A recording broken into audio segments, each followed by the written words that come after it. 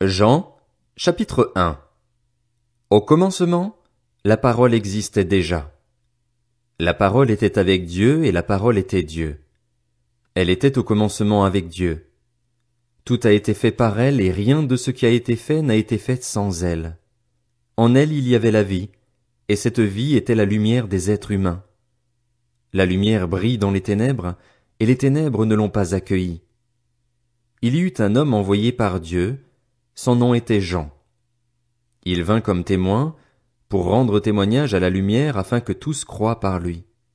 Il n'était pas la lumière, mais il vint pour rendre témoignage à la lumière.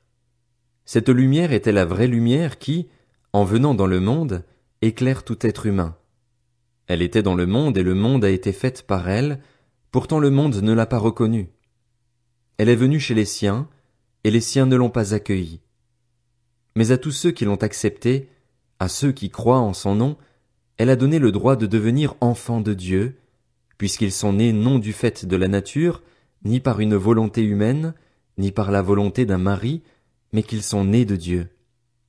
Et la parole s'est faite homme, elle a habité parmi nous, pleine de grâce et de vérité, et nous avons contemplé sa gloire, une gloire comme celle du Fils unique venu du Père. Jean lui a rendu témoignage et s'est écrié, c'est celui à propos duquel j'ai dit, celui qui vient après moi m'a précédé, car il était avant moi.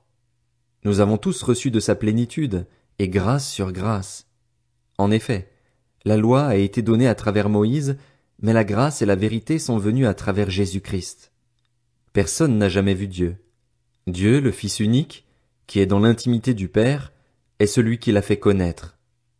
Voici le témoignage de Jean lorsque les Juifs envoyèrent de Jérusalem des prêtres et des Lévites pour lui demander « Toi, qui es-tu » Il déclara et sans restriction affirma « Moi, je ne suis pas le Messie. » Ils lui demandèrent « Qui es-tu donc? Es-tu Élie » Et il dit « Je ne le suis pas. » « Es-tu le prophète » Et il répondit « Non. » Ils lui dirent alors « Qui es-tu? Nous devons donner une réponse à ceux qui nous ont envoyés. Que dis-tu de toi-même? » Moi, dit-il, je suis la voix de celui qui crie dans le désert, rendez le chemin du Seigneur droit, comme l'a dit le prophète Ésaïe. Ceux qui avaient été envoyés étaient des pharisiens. Ils lui posèrent encore cette question. Pourquoi donc baptises-tu, si tu n'es ni le Messie, ni Élie, ni le prophète?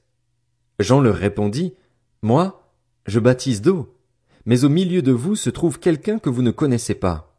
Il vient après moi, mais il m'a précédé, et je ne suis pas digne de détacher la courroie de ses sandales. Cela se passait à Béthanie, de l'autre côté du Jourdain, où Jean baptisait. Le lendemain, il vit Jésus s'approcher de lui et dit, Voici l'agneau de Dieu qui enlève le péché du monde. C'est celui à propos duquel j'ai dit, Après moi vient un homme qui m'a précédé, car il existait avant moi. Pour ma part, je ne le connaissais pas, mais c'est afin de le faire connaître à Israël que je suis venu baptiser d'eau. Jean rendit aussi ce témoignage. J'ai vu l'Esprit descendre du ciel comme une colombe et s'arrêter sur lui. Je ne le connaissais pas, mais celui qui m'a envoyé baptiser d'eau m'a dit, Celui sur qui tu verras l'Esprit descendre et s'arrêter, c'est lui qui baptise du Saint-Esprit. Et moi, j'ai vu et j'atteste qu'il est le Fils de Dieu. Le lendemain, Jean était encore là avec 2 de ses disciples. Il vit Jésus passer et dit, Voici l'agneau de Dieu. Les 2 disciples l'entendirent prononcer ces paroles et suivirent Jésus. Jésus se retourna et, voyant qu'ils le suivaient, il leur dit, Que cherchez-vous? Ils lui répondirent, Rabbi, ce qui signifie maître, où habites-tu? Venez, leur dit-il, et voyez. Ils y allèrent donc, virent où il habitait et restèrent avec lui ce jour-là. C'était environ 4 heures de l'après-midi. André, le frère de Simon-Pierre, était l'un des 2 qui avaient entendu les paroles de Jean et qui avaient suivi Jésus. Il rencontra d'abord son frère Simon et lui dit, Nous avons trouvé le Messie, ce qui correspond à Christ. Il le conduisit vers Jésus. Jésus le regarda et dit, Tu es Simon, fils de Jonas, tu seras appelé Céphas, ce qui signifie Pierre. Le lendemain, Jésus décida de se rendre en Galilée. Il rencontra Philippe et lui dit, Suis-moi. Philippe était de Bethsaïda, la ville d'André et de Pierre. Philippe rencontra Nathanaël et lui dit, Nous avons trouvé celui que Moïse a décrit dans la loi et dont les prophètes ont parlé, Jésus de Nazareth, fils de Joseph. Nathanaël lui dit, peut-il sortir quelque chose de bon de Nazareth? Philippe lui répondit, viens et vois. Jésus vit Nathanaël s'approcher de lui et dit de lui, voici vraiment un Israélite en qui il n'y a pas de ruse. D'où me connais-tu? Lui dit Nathanaël.